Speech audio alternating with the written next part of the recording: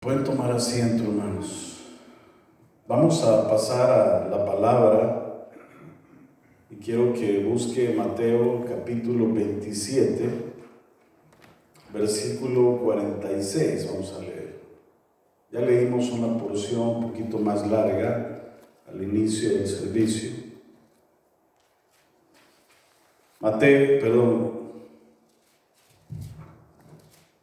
Es Lucas capítulo,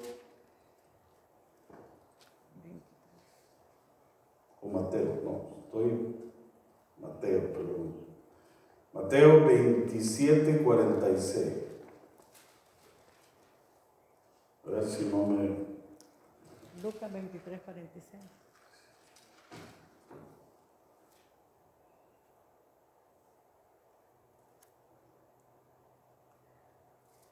Sí.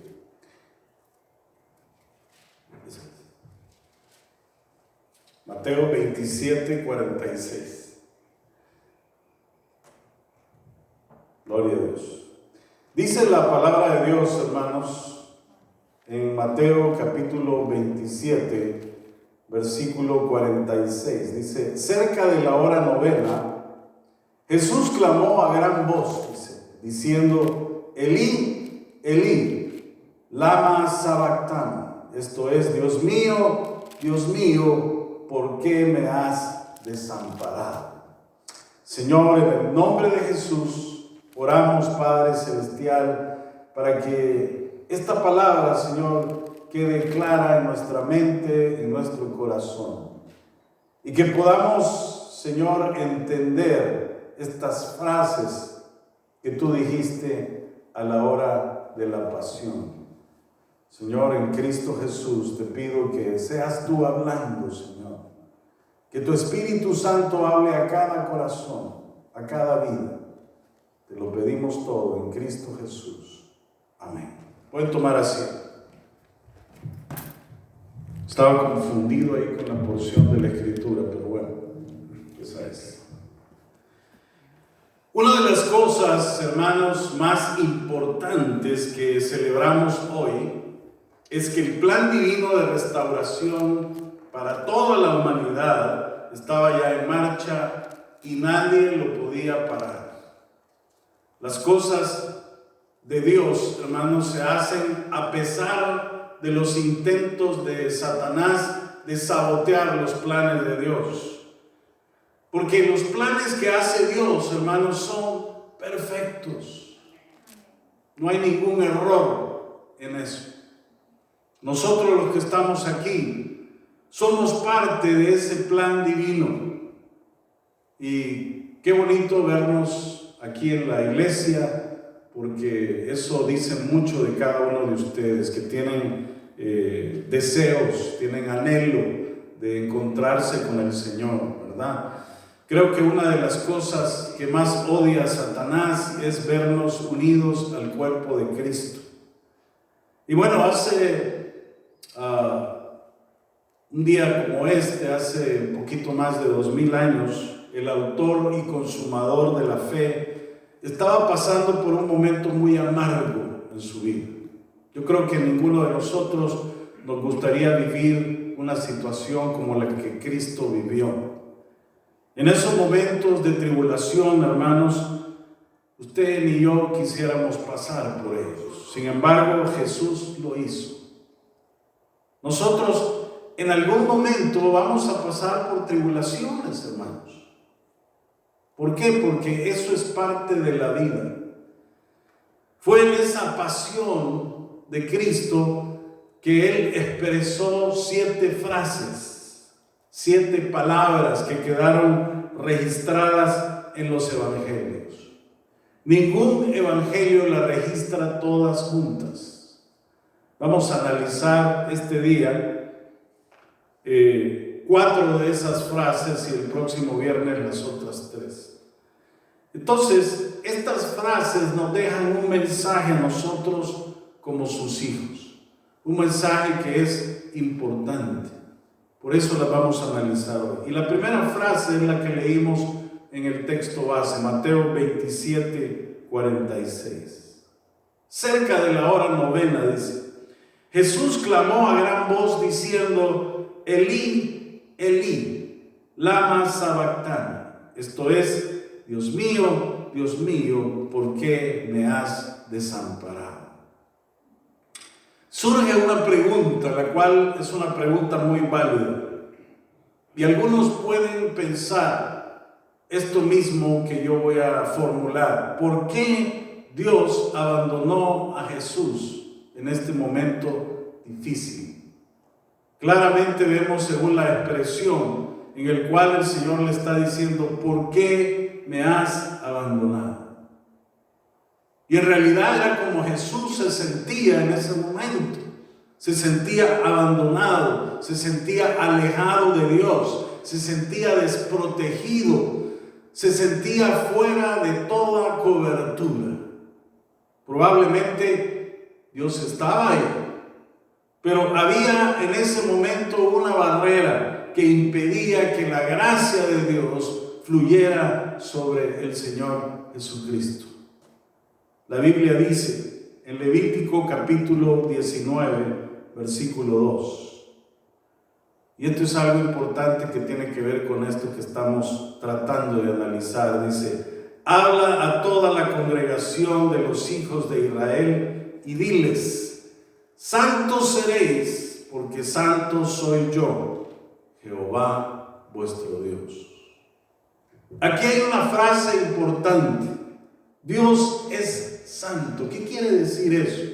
Cuando decimos que Dios es santo, estamos diciendo que no hay ningún pecado en Él. Lo que existe en Dios es santidad. Lo que existe en Dios es pureza, hermanos.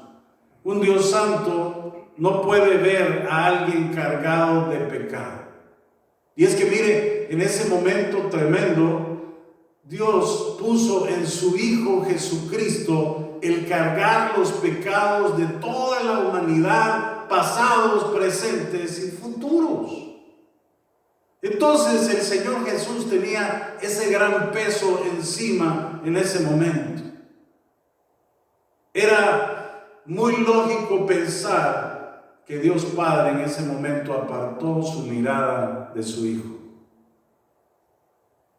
Dios no podía ver a su Hijo Jesucristo, como no nos puede ver a nosotros cuando estamos llenos de pecado.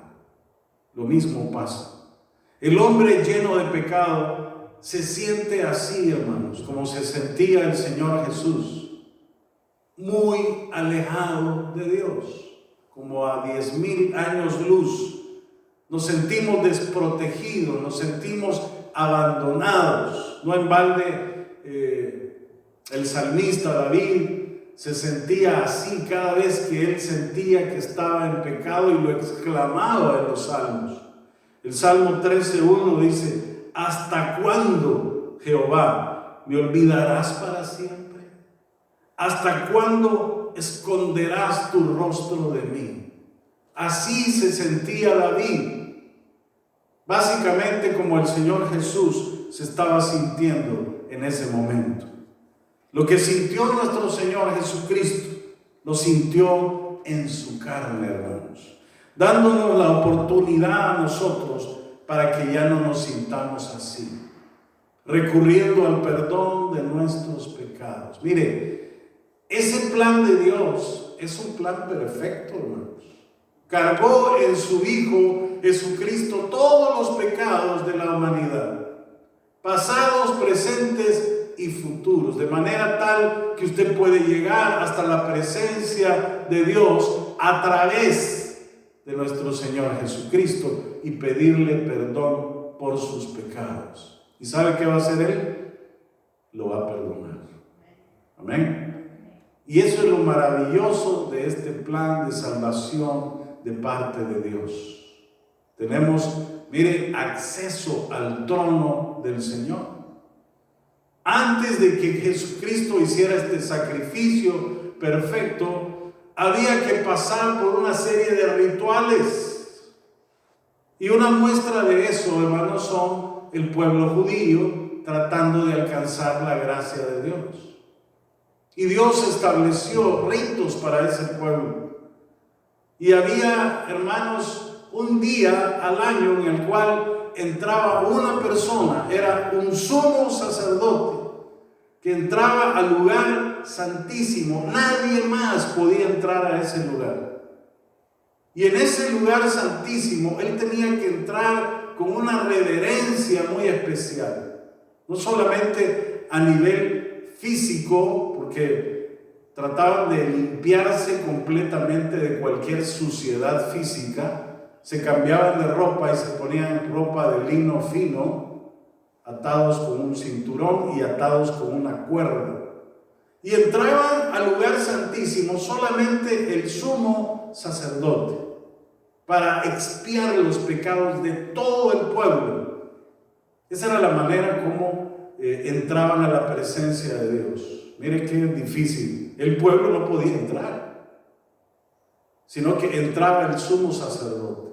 Si ese sumo sacerdote, hermanos, tenía una mancha, ya sea física o emocionalmente en su corazón, ese sumo sacerdote caía ahí mismo, enfrente en el lugar santísimo. Nadie podía entrar a sacarlo, por eso lo mandaban amarrado. Y cuando oían el porrazo allá afuera, nada más, miren, lo que hacían era jalar la pita. Ni modo, ¿verdad? El trabajo del sumo sacerdote era muy difícil. Ellos tenían que consagrarse a Dios. Ahora, el trabajo del sumo sacerdote ya lo hizo Jesucristo, hermanos, porque Él murió por nosotros en la cruz. Y ahora tenemos libre acceso al lugar santísimo a través de la oración. Mire qué lindo eso. Segunda frase está en Lucas capítulo 23, versículo 43. Dice la segunda frase: entonces Jesús le dijo, de cierto te digo que hoy estarás conmigo en el paraíso. Esta es una promesa muy significativa, y digo significativa porque el Señor Jesús se la hizo a un ladrón que estaba colgado a la par de él.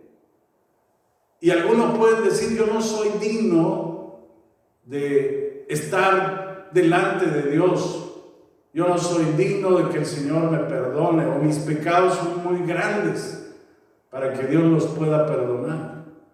Y mire, este hombre que estaba a la par del Señor Jesús nunca fue a la iglesia. Él nunca perteneció al coro de la iglesia, nunca se bautizó, probablemente nunca había leído la Biblia en su vida, sino que se había dedicado a desperdiciar su vida. Era un malhechor, era un ladrón, y por eso estaba siendo colgado ahí. Sin embargo, con una palabra del Señor, la situación de este hombre cambió totalmente.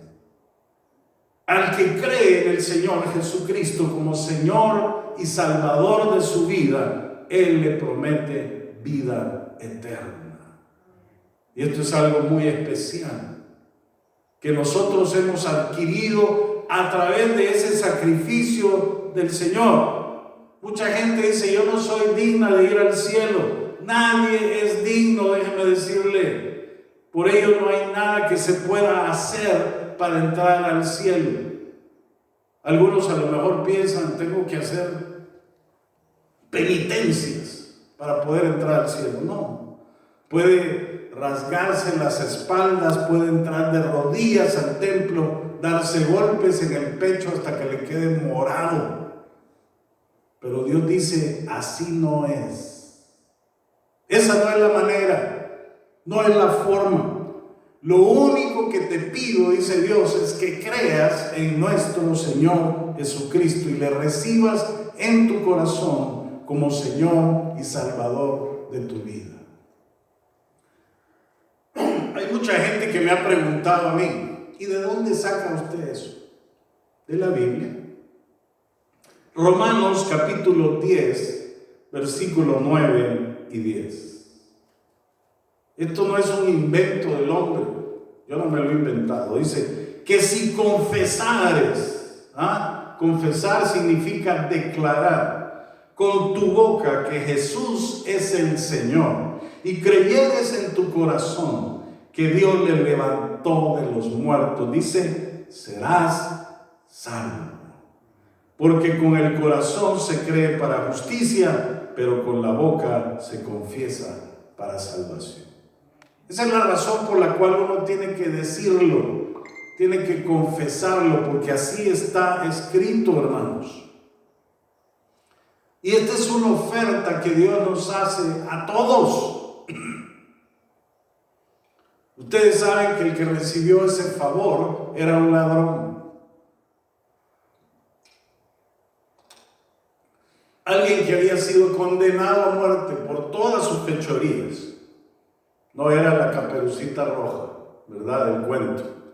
Era un malhechor que estaba recibiendo el castigo humano por sus delitos. Pero Dios, hermanos, ve más allá de lo que el hombre puede ver. Dios ve nuestro corazón. Era un ladrón, pero el Señor dice, yo le perdono. Miren qué tremendo eso. Dice el Señor además que le promete que va a estar con él en el paraíso. Tremenda promesa, hermanos.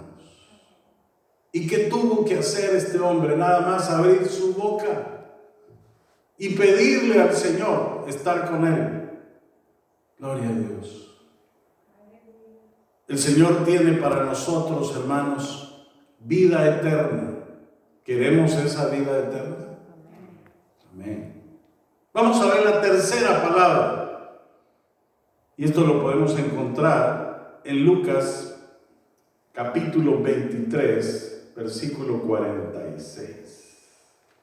Aquí es donde estaba la confusión. Lucas 23, 46. Dice, entonces Jesús, dice, clamando a gran voz, dijo, Padre, en tus manos encomiendo mi espíritu. Y habiendo dicho esto, expiró. ¿Cuántos de los que estamos aquí hacemos esto todas las mañanas? Sería bueno que lo hiciéramos. Entregarle al Señor nuestra vida diariamente. Es muy importante eso. Jesús, el Hijo de Dios, hermanos, Dios mismo, estaba poniendo su vida en las manos de Dios.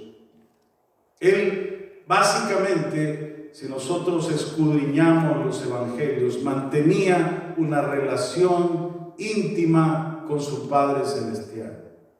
Siempre buscaba ese tiempo. Hay mucha gente que dice, es que yo no tengo tiempo, pastor. No tengo tiempo de orar. Todos tenemos la misma cantidad de tiempo al día.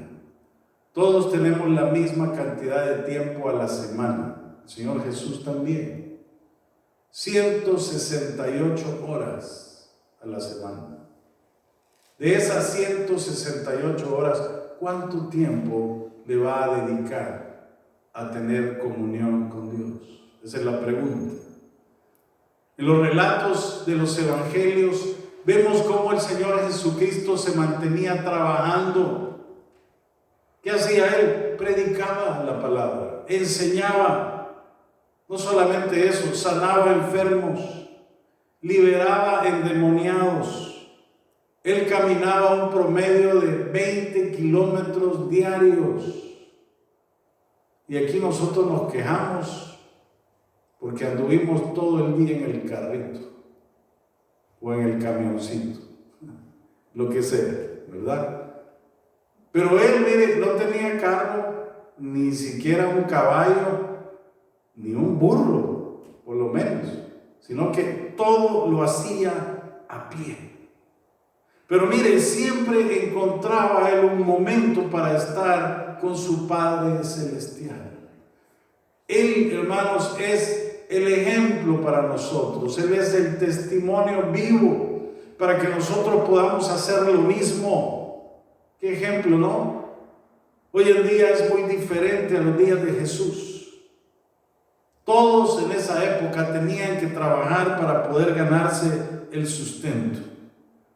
Y antes era más difícil porque no existía la tecnología. No habían carros, todo era pura mula, ¿verdad? Puro caballo, puro animal. No habían teléfonos celulares para mandarle un mensaje, ¿verdad? Váyanse con todos los muchachos, ¿verdad? Para Capernaum. No había manera, no había computadoras tampoco. El trabajo era más difícil. Ahora todo se nos hace muy sencillo, pero vivimos tan ocupados que no nos ocupamos del Señor. Y esta debe de ser una reflexión para cada uno de nosotros. Si Dios está en todo momento en su vida, en los momentos más difíciles, en cuanto usted lo necesita, Él está ahí. Usted tiene el ejemplo del Señor Jesús. Estar a cada instante y buscar un momento con nuestro Padre Celestial. Amén. La cuarta palabra está en Juan capítulo 19, versículo 26. Dice esta palabra: cuando vio Jesús a su madre y al discípulo a quien él amaba que estaba presente, dijo a su madre: mujer, he ahí tu hijo.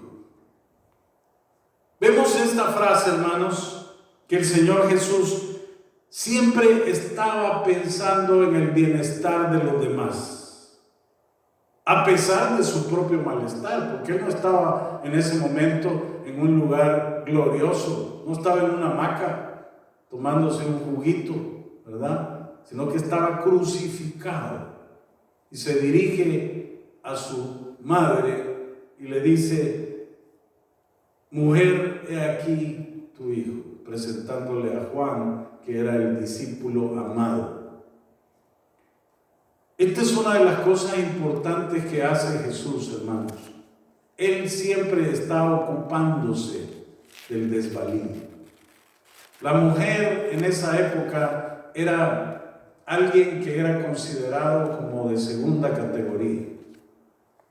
Y una mujer que no tenía un hombre a su lado, que era viuda, o que no tenía ni siquiera hijos, básicamente vivían de la caridad, porque así eran las leyes en esa época. Ahora, el Señor Jesús no quería que esto le fuera a pasar a esa mujer, que fue básicamente su madre. Ella la trajo al mundo. Entonces, estaba en ese momento ocupándose de ella. ¿Qué diferencia con nosotros, que cuando estamos en tribulaciones, en problemas, en la cama de un hospital, estamos pensando pero en nuestra propia enfermedad? No hay cabida para pensar en el malestar de otros. Jesús era diferente, y eso nos está enseñando a nosotros que debemos siempre pensar en el bienestar de los demás antes que en el mío propio. Es algo muy difícil, hermanos, pero el Señor Jesús, a través de esta frase, nos está diciendo muchas cosas. Si usted se siente bien, si usted se siente bendecido, probablemente a la par de suya, a lo mejor su vecino de enfrente o de la par no la está pasando tan bien. Y a lo mejor a usted le sobra lo que le hace falta a esta persona. A veces como que esa sensibilidad nos hace falta, ¿no es cierto? Y necesitamos ese tipo de sensibilidad que tenía el Señor Jesús para poder ser misericordiosos con los demás, ¿verdad? Para poder abrir nuestro corazón y decir: yo tengo en abundancia, yo le puedo dar un poquito de lo mucho que Dios me ha dado a mí. Es difícil, hermanos. ¿Por qué? Porque la sociedad de hoy en día nos ha enseñado a pensar en nosotros mismos. Nos hemos vuelto una sociedad egoísta. Y eso tiene que cambiar. El Señor Jesús quiere que nosotros cambiemos. Esa es una de las cosas que tenemos que pensar en transformar en nuestra mente. Ser más sensibles a las necesidades de la gente. Jesús estaba viendo a María como alguien que necesitaba ayuda, cuidado y protección. Piensa en alguien que necesita esto mismo. Cuando aprendemos a pensar en el bienestar de los demás antes que en el nuestro propio, nuestro mundo va a ser un mundo mejor. ¿Por qué cree que hay tanto problema en el mundo? Porque no pensamos así. Y todo esto lo ha dejado el Señor Jesús para que evaluemos nosotros y tengamos una manera diferente de pensar.